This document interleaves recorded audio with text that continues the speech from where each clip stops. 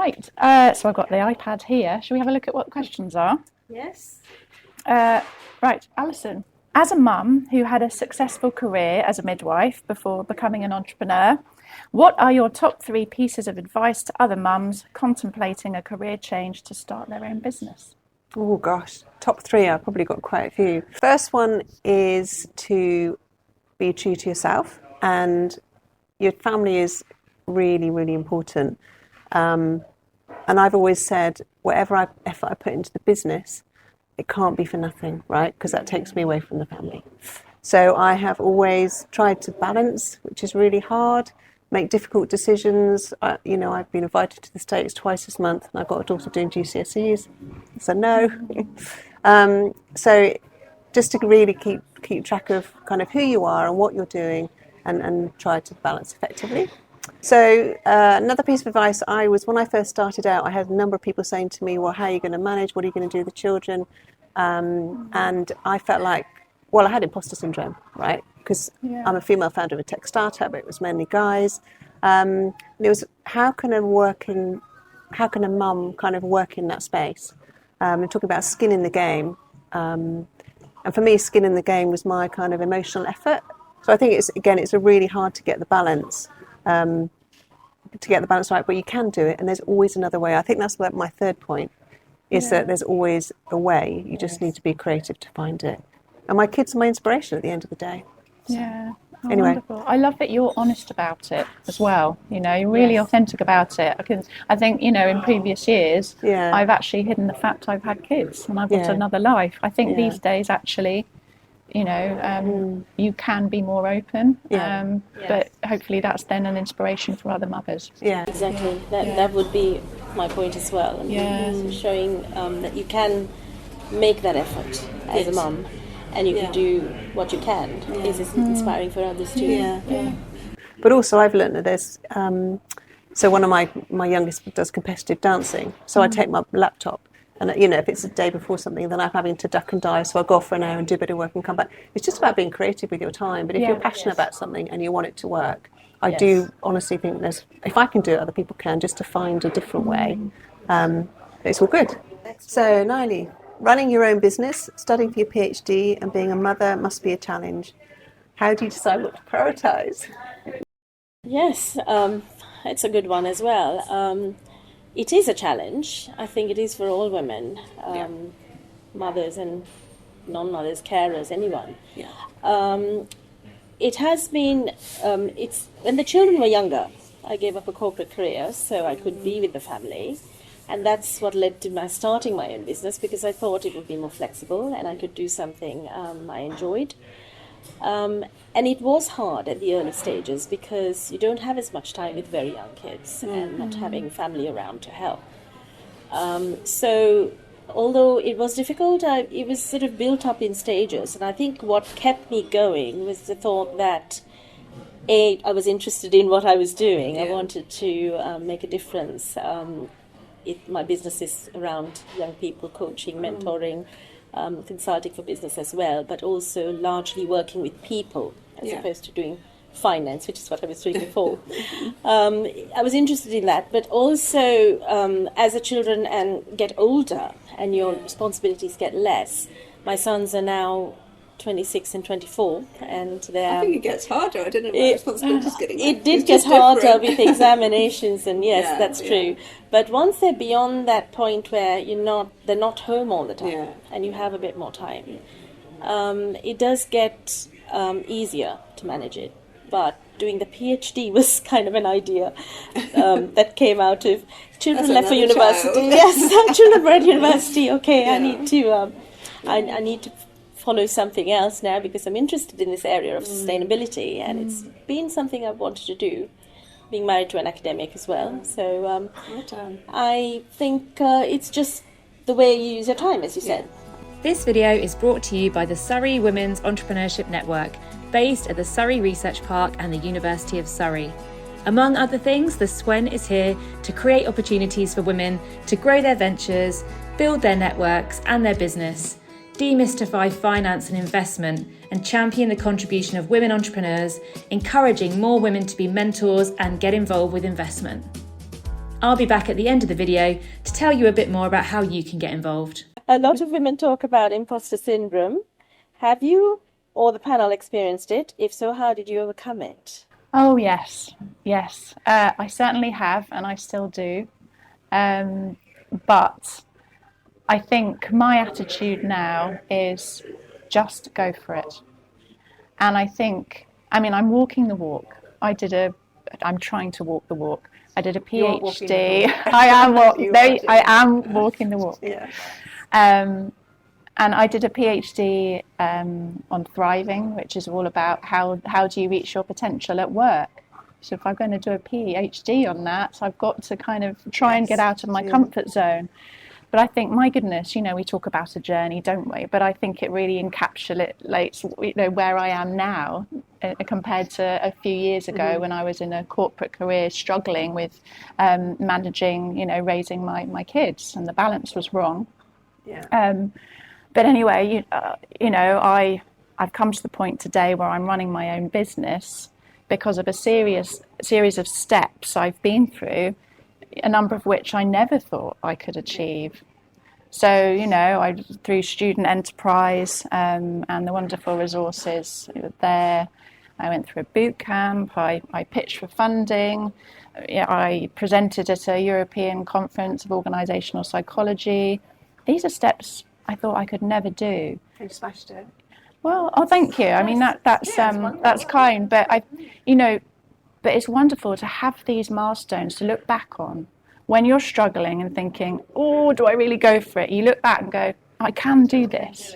Yes. And this is how it was my little kind of one-liner, my personal policy now. You can do it. Yeah, Talking for about everyone. comfort zones and getting out of it. I was explaining earlier on, wasn't I, about my background as a healthcare professional, going into the world of tech and being female founder of a tech startup, and a network event I went to in London where I had to go and network. It was in a 5-star hotel, rooftop terrace. So I kind of turned up, all dressed up, had my lippy on and everything, and I opened the door and it was just all I saw was men. And I just walked away and I just thought, I can't do this. So I went to the loo and had a little chat with myself and said, okay, and I set myself a little goal. I'm going to talk to 5 people. And I ended up staying all afternoon talking to more people, but I didn't eat anything and I didn't drink anything. So I thought, next time I'm going to go and I'll have the courage to actually talk to more people, and I'll actually eat something, maybe enjoy myself. And it's about, I think this imposter syndrome is about setting yourself maybe just interim steps. Yes. You can do it rather than that kind of massive thing at the end. Yes. I think we can all relate to this in some form. For me, it was coming out of business to academia and then talking about research in new topics to at international conferences and thinking, okay, these people all know more about this than me. What if they ask me a question? Yeah. Yes, and it's just, as you said, small steps, but also what you both described, it's just that having coping mechanisms as well. It's looking back and saying, I did that, so I can do the next bit. And also thinking, what if I don't do this? I'm potentially risking not taking on an opportunity here, not learning here. You don't want regret. Yes. That's the thing. Yeah. So I would say back yourself. And no regrets. And no regrets. Yeah. Great. Should we look All at the right. next one? Yeah. Who would like to Shall I read that one? Okay. Right. I think this is for all of us. If you could have a 1-hour mentorship session with any historical figure, who would it be and why? Wow.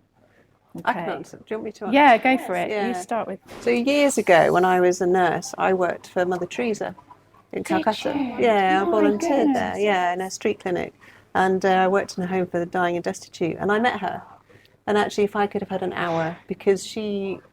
Actually, because obviously I'm very tall. She was tiny, but everything about her was huge, right? And the challenges that she faced and what she had to go through at that time in her life and what she achieved was just remarkable. And having been so close, I would love to have listened to her and find out how she managed and coped and kind of, face the challenges that she did and. For me to kind of be strong like she was, amazing figure. So, What a wonderful experience that must have been. Actually, Jacinda Ardern comes to mind for me. So many things. She was completely, utterly herself. She was authentic, and therefore you could relate to her. You know, she was a politician, yet people could trust her. It shows, you know, some of my views perhaps on some politicians, but it was just, she had this warmth about her. And humility. A humility, really important, isn't it? incredible kind of communication style, which meant that she brought people in, she brought people along with her, and her family was really important to her. So she obviously had a child while on the job. I'm not really sure how she managed it, but she never kept that hidden. And she was very honest about managing her family around her work, and that was an equal priority. And then she had the courage to say, I'm done here. I've done as much as I can. Now I need to focus on my family. And I just think, you know, people can really learn from her approach and the wonderful things that she achieved. For myself, I wouldn't say a historic figure, but maybe somebody would have been my mum, actually, my mother, because she was quite an important figure in Sri Lanka, where the family's from.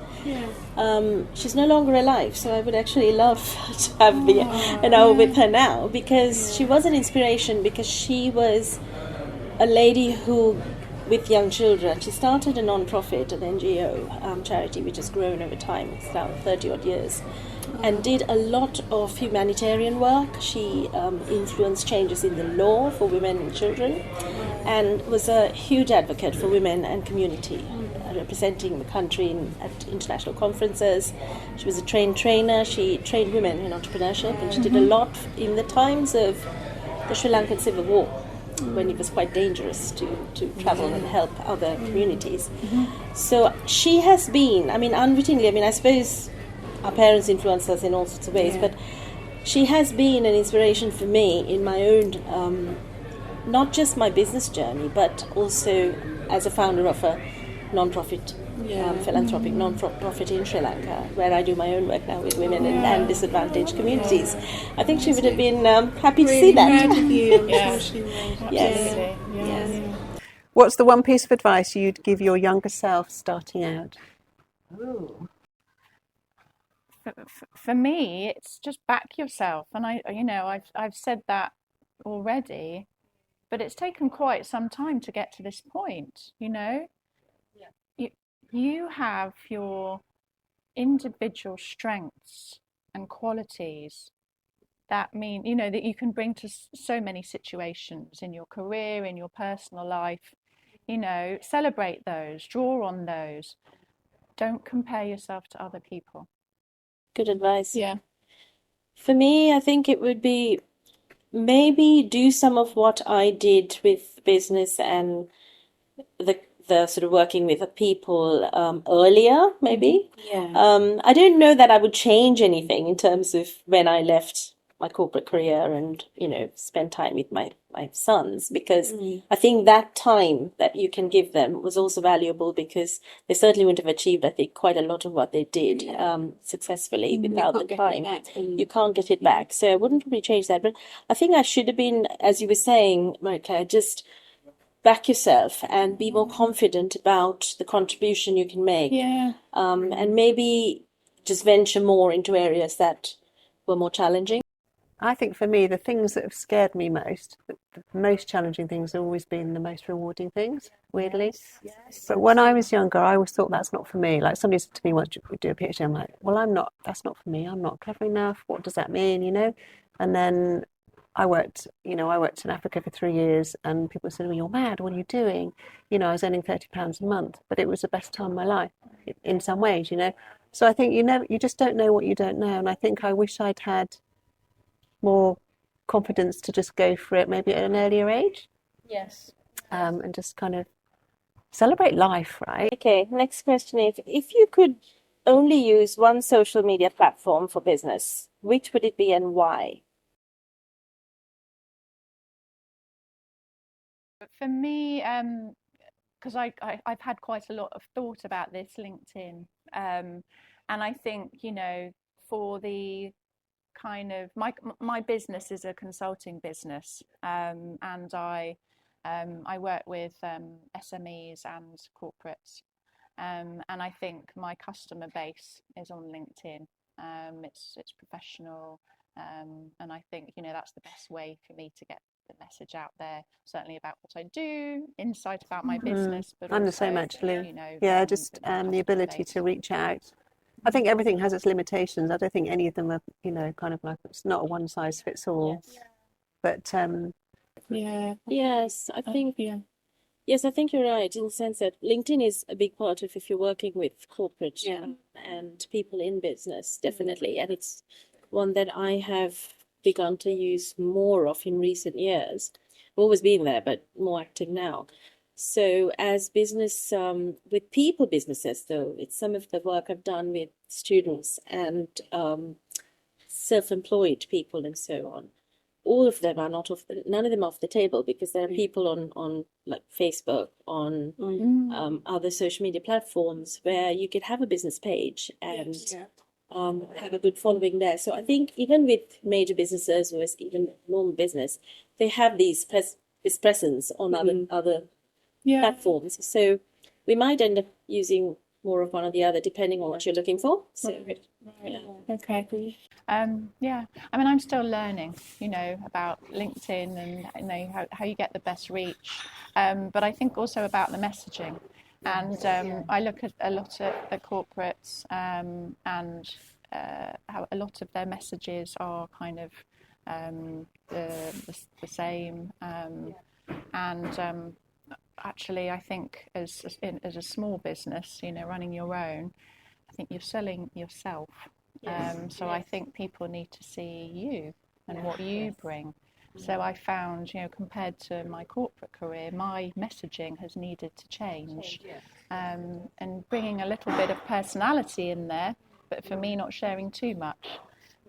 So yes, I'm still learning on that front. which book has significantly influenced your business approach and mindset? Funny enough, I want to write a book, I've decided. Yeah, I'm going to call it hot.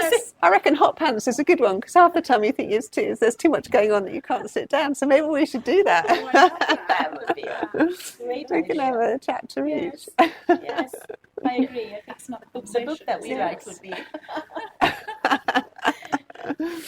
be the best. Yes, absolutely. Good answer. Should we get move on? We're going to write our own. If you're a woman entrepreneur, woman mentor or investor, or you'd like to join us in encouraging more women in these positions, please send us a message through our website or find us on LinkedIn